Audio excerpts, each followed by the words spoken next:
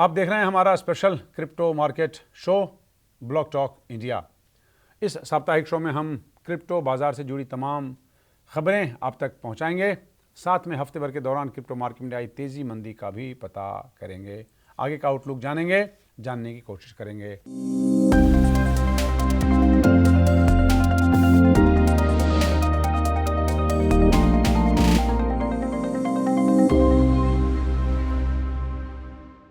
आगे बढ़ें उससे पहले हफ्ते भर के दौरान क्रिप्टो बाजार में आए बदलाव को देखते हैं। नमस्कार, मैं हूं पवन कुमार। क्रिप्टो बाजार के लिए ये हफ्ता बेहद अहम रहा। लंबे समय से दबाव में चल रहे क्रिप्टो बाजार में इस हफ्ते अचानक रिकवरी लौटी।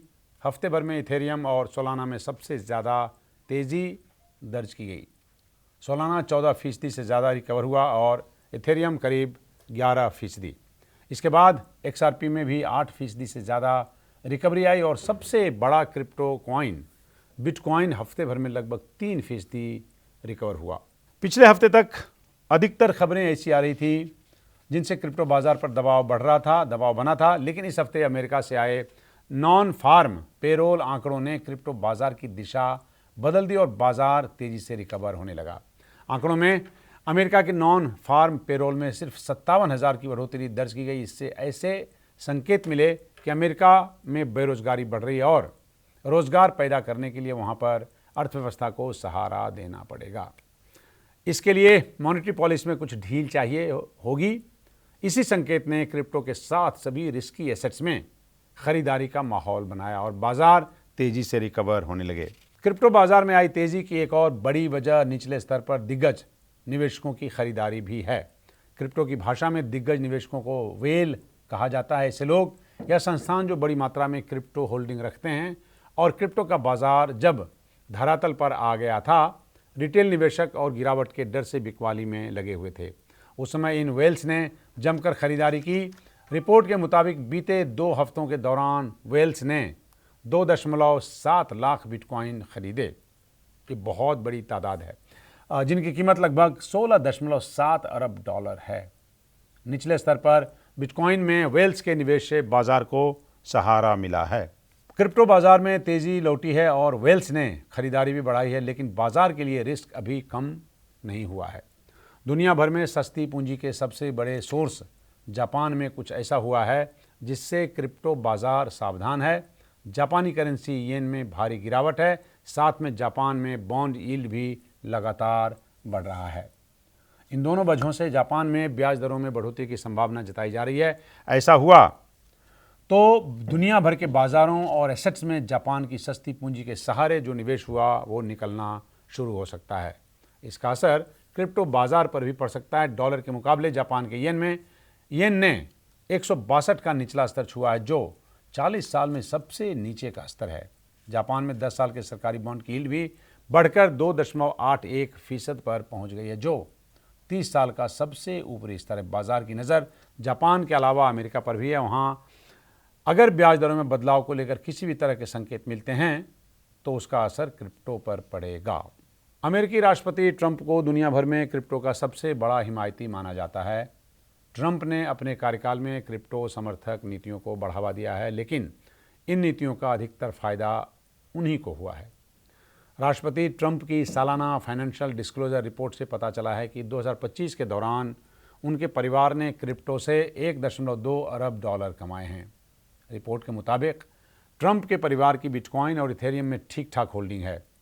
साथ में उनके खुद के क्रिप्टो कॉइन ट्रंप में भी परिवार की होल्डिंग बढ़ी है।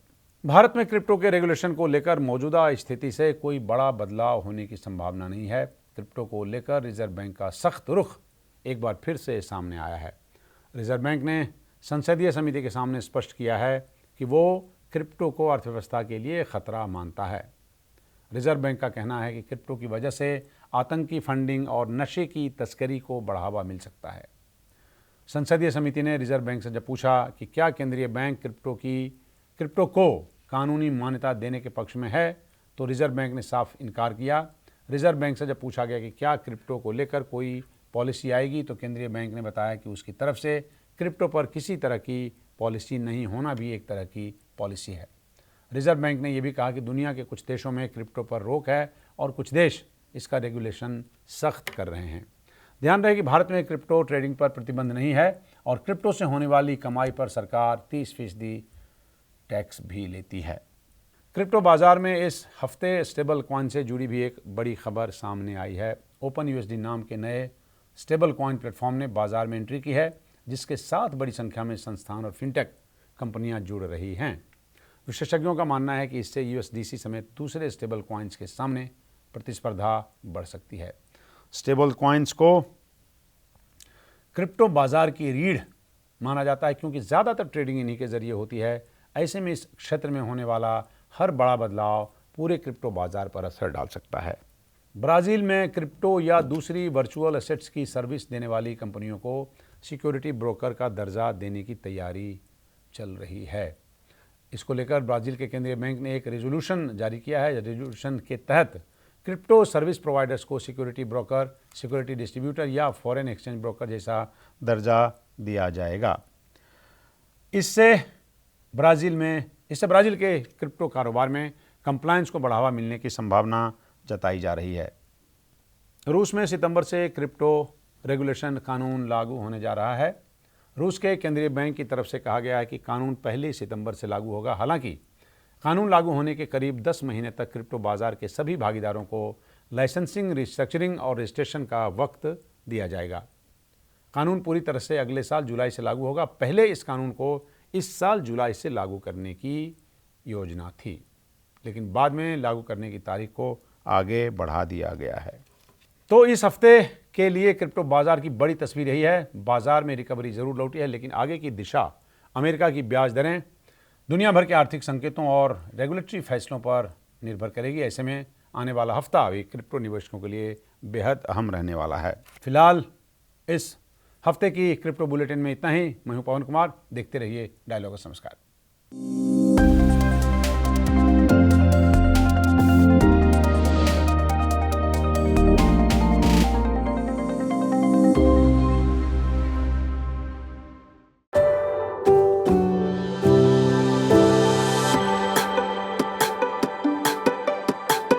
Every book has a journey, and every author has an untold story.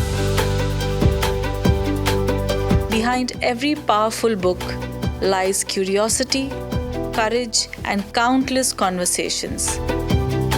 Discover them all on Books and Banter, a Dialogus digital original series.